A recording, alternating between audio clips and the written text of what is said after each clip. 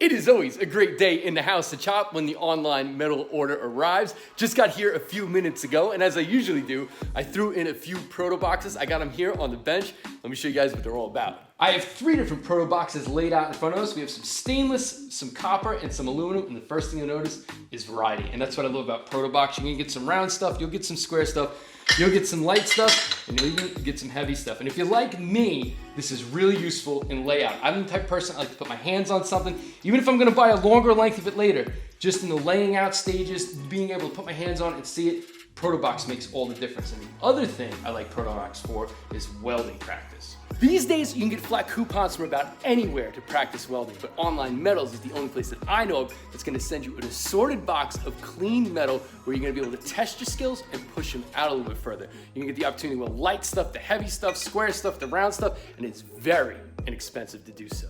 And that is what is so awesome about Protobox. Guys, my name is Phil.